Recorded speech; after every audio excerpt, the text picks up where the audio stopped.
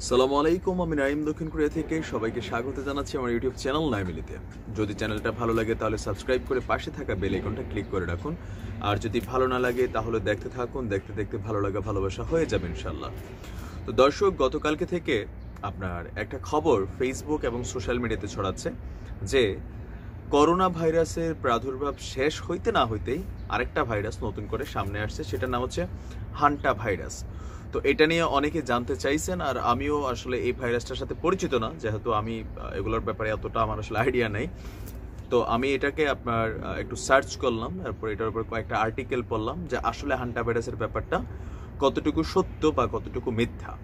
তো এই খবরটা বেসিক্যালি প্রথম চীনের যে আপনার সংবাদ মাধ্যম আছে গ্লোবাল টাইমস, যেটা মেবি সরকারি সংবাদ মাধ্যম, গ্লোবাল টাইমসে তারা টুইটারে একটা টুইট করে, আপনারা নিশ্চয়ই টুইটটা দেখছেন। এই টুইট করার পরেই চীন সহ বিশ্বের অন্যান্য দেশগুলা একটু আতঙ্কে আছে। কেন? কারণ চীনের যেই শহর থেকে, ইউনান শহর থেকে আপনার যেই কি বলা হয় যে করোনা ভাইরাসের প্রাদুর্ভাব হিসাবে মানুষ ভীত, ঠিক একই শহর থেকেই আবার এই হান্টা ভাইরাস আপনার দেখা গিয়েছে বলে দাবি করা হয়েছে। আর এই ভাইরাসে আক্রান্ত হয়ে একজন চাইনিজ নাগরিক, যার বয়স 35 to 36, তিনি মারা গিয়েছেন। তো এই ব্যক্তি আসলে স্যান্ডন শহর থেকে বাসে ফিরছিলেন, ফেরার পথে তিনি আপনার মারা যাওয়ার পথে পরে তাকে আসলে আপনার সিডিসি, এটা বাংলা প্রত্যেক দেশে আছে যে আপনার রোগ যেগুলো আছে আমাদের এগুলোর উপরে যারা গবেষণা করে বা স্বাস্থ্য সংক্রান্ত যেই প্রিভেনশন ডিপার্টমেন্টগুলো আছে, মেবি সিডিসি বলা হয়।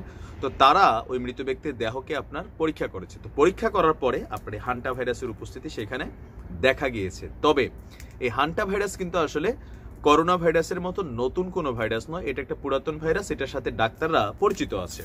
এখন এই ভাইরাস এই মুহূর্তে কি আতঙ্কজনক কিনা, বা ওই বাসে আরো যারা ছিল প্রায় 32 জন যাত্রী, সকলকেই পরে টেস্ট করা হয়েছে যে এটা আসলে কারো গায়ে বা কারো শরীরে ছড়িয়েছে কিনা। তো পরবর্তী সময় টেস্ট করার পরে দেখা যায় যে কারো গায়ে ছড়ায়নি। এখন হান্টা ভাইরাস আসলে মানে কিভাবে ছড়ায় এই সম্পর্কে বক্তব্য দেওয়ার আগে চীন সম্পর্কে এখানে একটু বিষয় আছে। মার্কিন এক গবেষক, যার নাম হচ্ছে ফ্রান্সিস বয়েল, অনেকেই নাম শুনেছেন হয়তো। ফ্রান্সিস বয়েল তিনি একজন মার্কিন গবেষক, আর তিনি হচ্ছেন আপনার যেই বিষয়ের উপর গবেষণা করেন জৈব মারণাস্ত্র। এখন আমরা অনেক ধরনের মারণাস্ত্রের নাম শুনছি, বন্দুক, তারপর হচ্ছে যে যুগে যুগে চেঞ্জ হয়েছে পারমাণবিক বোমা। তো পারমাণবিক বোমা ব্যবহারের ক্ষেত্রে বিশ্বের সবকটি দেশে আন্তর্জাতিকভাবে কিছু রুলস আছে। তো জৈব মারণাস্ত্র সেটা হচ্ছে আপনার যারা হলিউডের ছবি দেখেন, বিশেষ করে ক্রিস সিরিজ যারা দেখছেন ঋত্বিক রোশনের, সেইখানেও আপনারা এই জৈব মারণাস্ত্রের একটা সিস্টেম দেখতে পারেন, ছবিতে দেওয়া আছে ওই ছবিগুলোতে, যে একটা ভাইরাস হয়তো ইনজেকশনের মাধ্যমে কোথাও ফেলে দেওয়া হচ্ছে, ওইটা থেকে হাজার হাজার মানুষ আপনার মানে কি সংক্রামিত হচ্ছে, তাদের শারীরিক পরিবর্তন হয়ে যাচ্ছে। তো এই জৈব মারণাস্ত্র আপনি হলিউডের ফিল্মে দেখলেও বাস্তবে গোপনে কিন্তু এগুলার আপনার নানান ধরনের পরীক্ষা নিরীক্ষা করে কারা? উন্নত বিশ্বের যেসব দেশগুলো আছে, বিশেষ করে আমেরিকা, রাশিয়া, চীন, তারপর হচ্ছে যুক্তরাজ্য, এরকম বড় বড় দেশ যারা আছে তারা এগুলো গোপনে আপনার কি বলা হয় যে কার্যক্রম চালায়।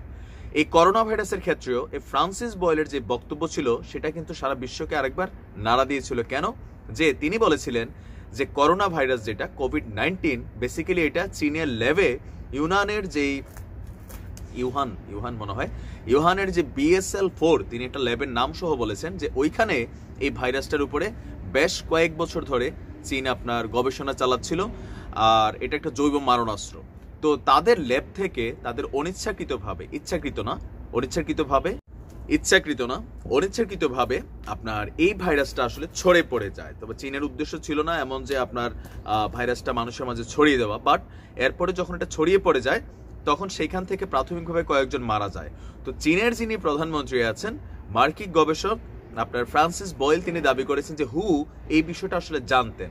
চীন প্রথমে এটা আভ্যন্তরীণভাবে আপনার মোকাবেলা করার চেষ্টা করেছে, কিন্তু বিষয়টা এমন হয়েছে রাতারাতি করোনা ভাইরাস এতটাই প্রাদুর্ভাব হয়েছে বা ছড়াই গেছে, পরবর্তী সময় চীন এটাকে আসলে গোপন রাখতে পারেনি। তবে এটা সত্য, চীন কিন্তু নানান ধরনের কার্যক্রম চালায়। তো হান্টা ভাইরাস যেটা ঠিক তদ্রুপ আপনার এই মার্কিন গবেষকদের দাবি যে এটা চীনের ভেতর থেকেই আপনার ওই ইউহান নগরী, যে একই নগরী থেকে করোনা ভাইরাস আসছে।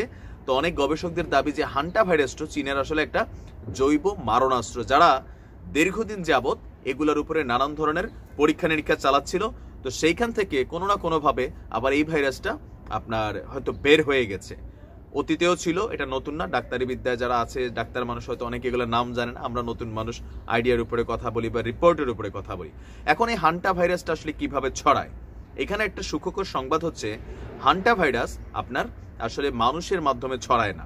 সো এদিক থেকে আমরা নিরাপদ আছি। বাট হান্টা ভাইরাসের যে বাহক, সেইটা আমাদের বাংলাদেশের মানুষের জন্য বা ভারতের মানুষের জন্য, পাকিস্তানের মানুষের জন্য দুঃসংবাদ। কারণ হান্টা ভাইরাসের বাহক হচ্ছে ইঁদুর অথবা কাঠবিড়ালি জাতীয় যে প্রাণীগুলো আছে, সেই জিনিসগুলো হচ্ছে এটার বাহক।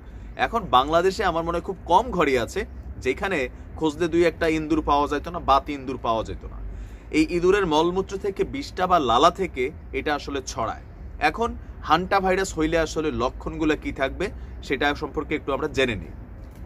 আমি যতটুকু দেখছি আর কি, আমি দেখার উপরে বা যে রিপোর্টগুলো আমি পাইছি সেখান থেকে আমি কথা বলছি। ভুল ত্রুটি 19-20 হইতে পারে, ক্ষমা করে দিন, যেহেতু আমি ডাক্তার না। তবে প্রাথমিক উপসর্গগুলা করোনা এবং এই হান্টা ভাইরাস আপনার প্রাথমিক উপসর্গ দুইজনেরই সেম। তবে এখানে একটু ব্যতিক্রম হচ্ছে, হান্টা ভাইরাসে যারা আপনার আক্রান্ত হয় তাদের থাই বা ব্যাকওয়ে, আমাদের যেটা ব্যাকবোন আছে, এইখানে নাকি কিছু ব্যথা থাকে, সর্দি থাকে, কাশি থাকে, পেটের মধ্যে বা তলপেটের অংশে আপনার ঝামেলা হয়। তারপর হচ্ছে যে একদম লাস্ট স্টেজে যখন যায় তখন হচ্ছে আপনার ফুসফুস এবং আমাদের যে শ্বাসনালী আছে সেইখানে এটা সংক্রমিত হয়, মানুষ মারা যায়। আর আরেকটা সমস্যা হচ্ছে এটার মাধ্যমে, এটা করোনার মতন খুবই অল্প সময়ে মানুষ মরে যায় না। এটা আপনার প্রায় 8 সপ্তাহ নাকি লাগে আমি শুনছি, বা আমি যতটুকু দেখছি আর কি ওয়েবসাইটগুলোতে, 8 সপ্তাহের মধ্যে সময় একটা মানুষকে এটা আসলে ধীরে ধীরে আক্রান্ত করে। আর আক্রান্ত ব্যক্তি তিনি টের পাবেন কখন যে তার হান্টা ভাইরাস হয়েছে, সেটা টের পাওয়ার জন্য তার 10 দিনের মতো সময় লাগে। আর যখন 10 দিন পরে কনফার্মেশন হয় যে তিনি হান্টা ভাইরাসে আপনার কি বলা হয় যে আক্রান্ত, ওই 10 দিন থেকে 8 সপ্তাহের মধ্যে তার মৃত্যু হওয়ার সম্ভাবনা থাকে, বিশেষ করে লিভার নষ্ট হয়ে যায়। আর এখানে আরেকটা দুঃসংবাদও হচ্ছে যে করোনাতে এখন পর্যন্ত মৃতের সংখ্যা, আপনার মৃতের পার্সেন্টারে ধরা হচ্ছে 2 থেকে 3%, কিন্তু হান্টা ভাইরাসে মৃতের সংখ্যা হইতে পারে 38%। তার মানে এটা বিশাল একটা অবস্থা। তবে যেহেতু মানুষের মাধ্যমে এটা বাহক না, আপনার ইঁদুর এবং কাঠবিড়ালি টাইপের, তো সেখান থেকে আমরা কিছুটা রিস্ক ফ্রি আছি। বাট খেয়াল রাখতে হবে, আল্লাহ না করুক যদি হান্টা ভাইরাস ছড়ায়। এমনি তো ইঁদুর ভাই খুব ঝামেলাযুক্ত প্রাণী। আর আপনারা অনেকেই যারা সায়েন্স ফিকশনের ছবিগুলো দেখেন বা এই টাইপের ছবি দেখেন, আপনারা দেখবেন ডাক্তারি বিদ্যায়ও যে কোনো রোগের প্রথম যে প্রতিষেধকটা ক্রিয়েট করা হয় সেটা কিন্তু মানব দেহে দেওয়ার আগে তারা আসলে ইঁদুর, বেশিরভাগ সময় ইঁদুর, সিকা, আমি দেখছি খরগোশ, এগুলোর উপরে তারা সবসময় প্রয়োগ চালায় বা পরীক্ষা চালায়। তো এরকম ল্যাব থেকে যদি কোনো একটা কোনো রকমে পালাই যায়, তখন হয় কি যে ওই ইঁদুরের সাথে যত হাজার ইঁদুর আছে তাদের কমিউনিকেশন হলে প্রত্যেকেই ভাইরাসের বাহক হয়ে যায়। তো এটা সম্পর্কে এই মুহূর্তে বাংলাদেশে আসলে হান্টা ভাইরাসের সম্পর্কে কোনো আপনার তথ্য নেই এই পর্যন্ত।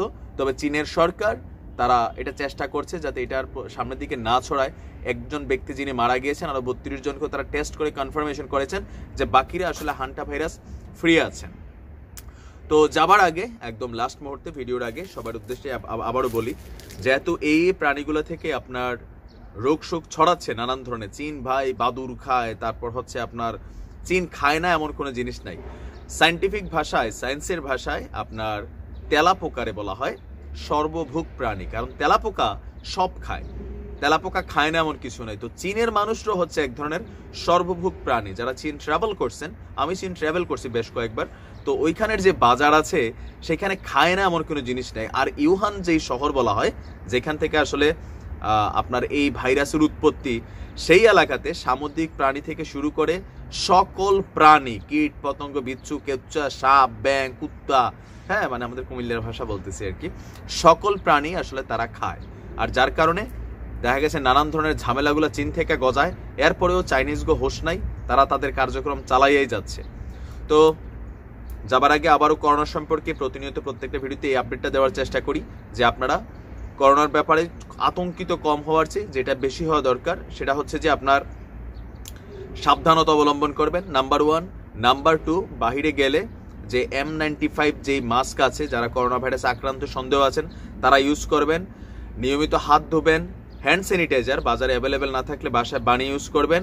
আর লাস্ট হচ্ছে যে যারা প্রবাস থেকে বাংলাদেশে এই মুহূর্তে যাচ্ছেন তারা ঘরে অবস্থান করুন, কোয়ারেন্টাইন সিস্টেমে হোম কোয়ারেন্টাইনে থাকুন, মানে বাংলা কথা হলো যে ঘরের বাইরে যাইয়েন না, বাইরে হইলে পুলিশে ধরবো, মামলা করবো, নানান ঝামেলা।